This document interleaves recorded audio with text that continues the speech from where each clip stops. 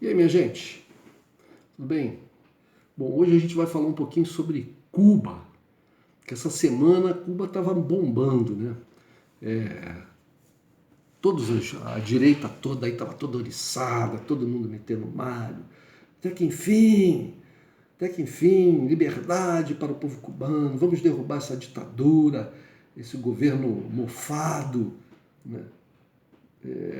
Vamos fazer com que Cuba saia desse regime ditatorial que assola a ilha e seu povo há 6 décadas, etc. E tal. A questão que a gente tem que pensar, até a intelectual, aquela atriz intelectual grandíssima atriz de Global, Juliana Paz, ela entrou parece que no Twitter, ela tweetou alguma coisa no Twitter de alguém, falando sobre o silêncio do Twitter em relação a Cuba. A questão, gente, é o seguinte, se o governo de Cuba, isso é que a gente tem que se ligar, se o governo de Cuba cai hoje, quem é que toma o poder em Cuba? Se o governo de Cuba tivesse um outro regime, que não fosse o regime comunista, se fosse uma monarquia parlamentarista, se fosse uma ditadura de direita, se fosse uma república democrática, fosse lá que regime fosse, se esse governo tentasse, como o governo comunista atual de Cuba, tentasse ser independente dos Estados Unidos, ele estaria fadado ao bloqueio e à pressão norte-americana impiedosa. Muita gente não tem a dimensão do que é o bloqueio econômico feito pelos Estados Unidos contra uma ilha de 10 milhões de habitantes. 10 milhões de habitantes é a população do Grande Rio. A cidade do Rio de Janeiro tem por volta de 7. Mas o Grande Rio nós chegamos a 10 milhões de habitantes. Esses 10 milhões espalhados numa ilha. Ela não tem petróleo, ela também não tem nem espaço para isso, né? O território é pequeno, mas não tem grandes reservas de algum tipo de minério que seja valorizado no mundo e que possa trazer recursos para a ilha. Vive basicamente de quê? De exportação de açúcar, charutos cubanos, turismo. Então, a produção de riqueza na ilha ela é pequena. E, portanto, a população cubana não poderia ter um padrão de vida muito alto em função dessa escassez de produtos que possam ser comercializados no mundo e trazer receita. Mas o bloqueio, portanto, também, de qualquer maneira que fosse o governo que fosse, o povo cubano teria que ter algum tipo de restrição, né? Não poderia ter um padrão de vida superior à sua capacidade de produção, de comercialização dos seus produtos, etc. No entanto, pela informação que chega até nós, né, em Cuba existem uma série de conquistas. Por exemplo, eles estão produzindo uma vacina. Veja, um paizinho de 10 milhões de habitantes, extremamente pobre, né, cerceado violentamente por um cerco econômico, um bloqueio econômico impiedoso da nação mais poderosa da Terra, né, nação até agora pelo menos está perdendo o posto, mas ainda parece que ainda é a mais rica e mais poderosa nação da Terra. Da qual ela faz fronteira marítima, ela está a poucos quilômetros ali do litoral dos Estados Unidos. Então a questão fundamental é o seguinte, a pobreza em Cuba hoje, ela é fruto do que exatamente? A gente pode dizer, como está sendo dito aí pela direita, que é fruto da incapacidade do governo cubano, do governo comunista cubano? Ora, Um governo que está no poder há muitos anos, sem dúvida nenhuma, é uma ditadura. Sem dúvida nenhuma. Não estou colocando isso em xeque. É uma ditadura. Está no poder há muitos anos. Como o governo passou do Fidel para o irmão dele, foi por um tempo relativamente pequeno, né? Alguns anos, mas poucos anos. Né? Mas como passou do Fidel para o irmão, fugia um pouco da coisa do comunismo, porque o comunismo é um sistema republicano, não é um sistema monárquico. No sistema monárquico, o poder está hereditário. Ele passa preferencialmente de pai para filho, ou filha, ou de mãe para filha, mas ele pode ter uma transmissão paralela ali se não houver um herdeiro, né? Pode passar para um irmão, um outro familiar mais próximo. Como, por exemplo, acontece na Coreia do Norte. Eu não entendo muito bem a Coreia do Norte como um regime comunista, porque o governo de lá é passado já há 3 gerações de pai para filho. Né? Pode até ser que, por exemplo, se o atual presidente da Coreia viesse a falecer agora, o poder caísse na mão de uma pessoa que não fosse um parente dele. Eu não sei, pelo menos isso não é noticiado, que ele tenha um filho, ou, né, um descendente ali, pelo menos já em condições de assumir um governo. Você escuta falar da irmã dele, que é próxima, que tem uma presença ali no governo, mas não sei se ela teria condições e força para assumir, força política para assumir o governo na falta do irmão. Mas, de qualquer maneira, como eu falei, passa de pai para filho já 3 gerações. Então, isso foge muito da ideia do comunismo, que é uma ideia republicana. Não se esqueçam que a União Soviética era a união das repúblicas socialistas soviéticas. O Partido Comunista escolhia o seu secretário-geral e havia uma troca de tempos em tempos. Havia uma disputa ali, né, interna, uma eleição, etc. Mas não passava de pai para filho. Então, vamos voltar em Cuba. Hoje em dia, o presidente de Cuba, o Canel, ele não é parente do Fidel, nem do irmão do Fidel. Portanto, Cuba é uma república socialista, mas é uma república.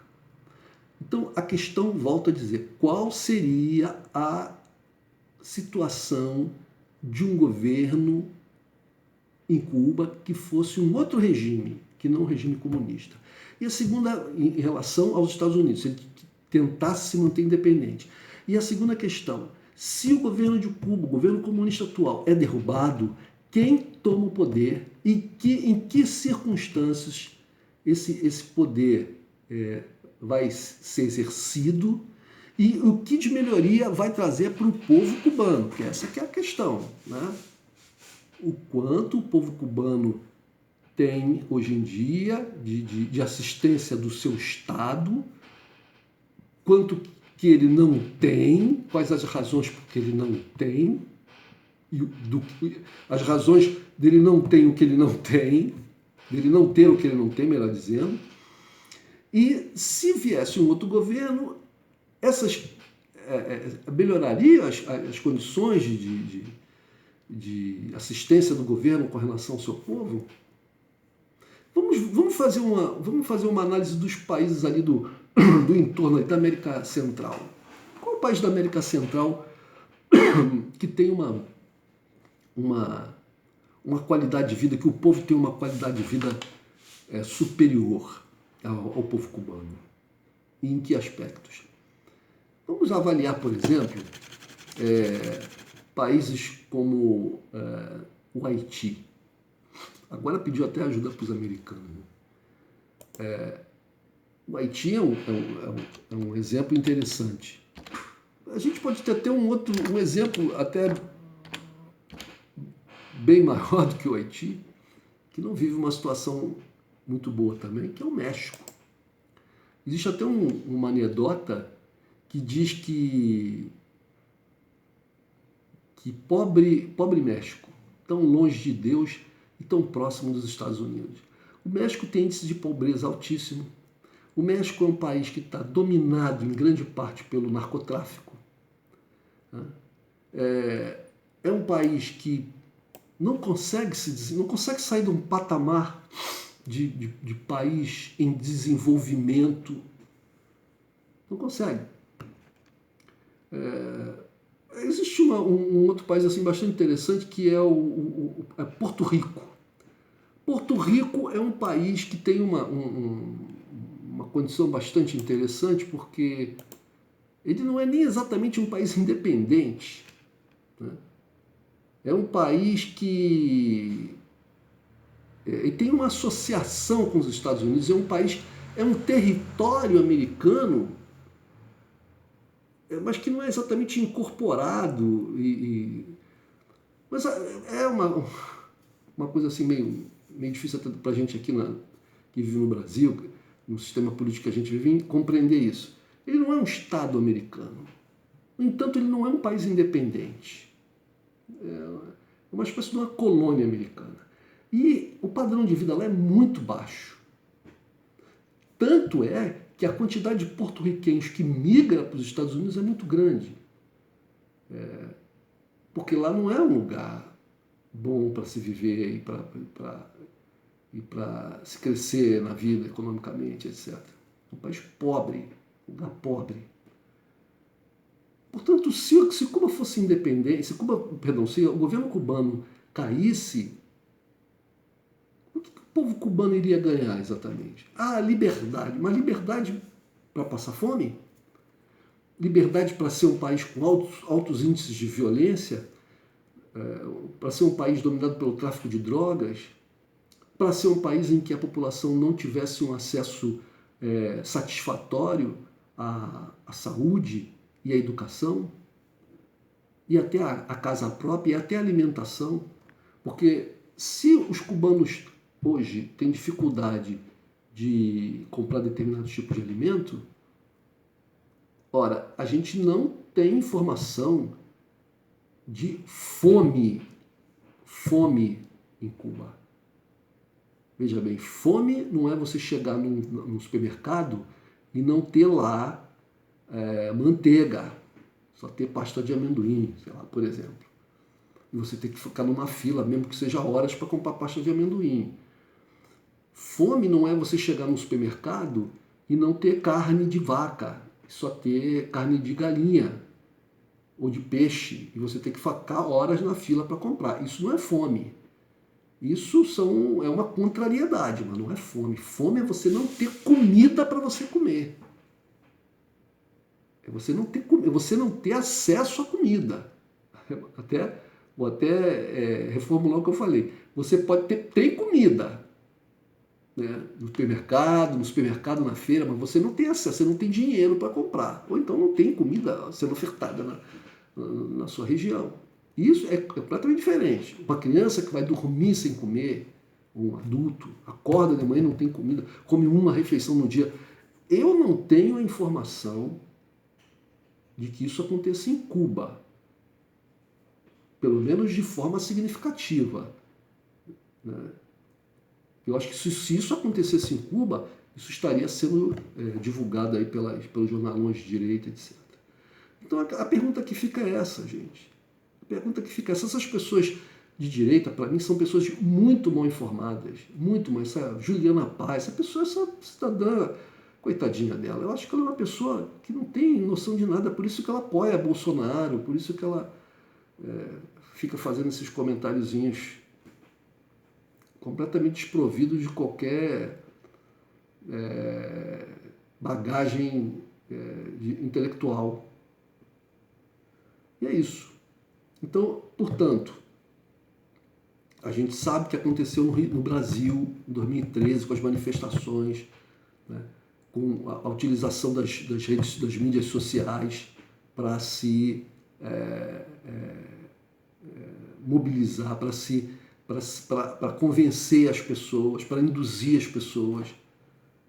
Em Cuba, até 2018, as mídias sociais eram muito reprimidas.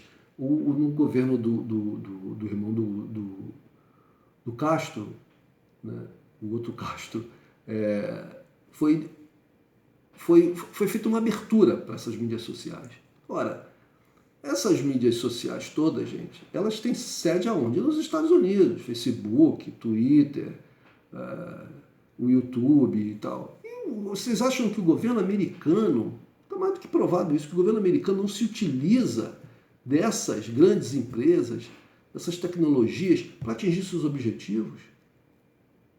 Né? Para atingir os seus objetivos de continuar exercendo o seu poder nos países do mundo, agora então que eles têm um rival que desponta, né, no mundo, como a China. Não é só a China, porque a própria Rússia, ela retomou o seu papel no mundo. Né? O Putin conseguiu fazer com que a Rússia voltasse a ser uma nação importante no mundo. Tanto que você tem lá uma reunião, você veja, por exemplo, o Biden se reuniu agora, poucos 15 dias, sei lá, atrás, com o Putin, uma reunião Biden-Putin, num outro lugar. Uma reunião específica, especial, entre o governo americano e o governo russo. Ora, o governo americano não faz isso com qualquer país. Né? O presidente dos Estados Unidos não vai marcar uma reunião lá sei lá, lá em Uganda com o presidente brasileiro. Os dois, cada um vai lá para se encontrar. É uma reunião especial. O presidente brasileiro é que vai lá nos Estados Unidos beijar a mão do presidente americano. Ou então, numa visita oficial, até pode acontecer, o presidente americano, numa visita oficial a um país, vai falar, é recebido pelo presidente daquele país. Mas é diferente o que aconteceu recentemente entre o Biden e o Putin. Né? Os americanos, eles reconhecem a importância da Rússia no mundo de hoje. Eles reconhecem a Rússia como um rival de nível. Não é qualquer país. Você veja até que até o presidente da Coreia do Norte, um país pobre, mas muito bem armado, né, recebeu esse tratamento especial do governo americano quando o Trump se reuniu com o presidente lá da Coreia. Foi muito interessante aquilo. O presidente americano se reunindo com o presidente de um país pobre, comunista, que eles dizem que é a escória do mundo, mas ele foi se encontrar com o cara. Então é isso. Cuba, parece que as coisas se acalmaram por lá, o governo reprimiu, e vejam bem, gente, olha só, todo governo é repressor. O Estado é uma instituição repressora. O Estado, seja qual for o regime, o Estado é uma instituição repressora, sempre.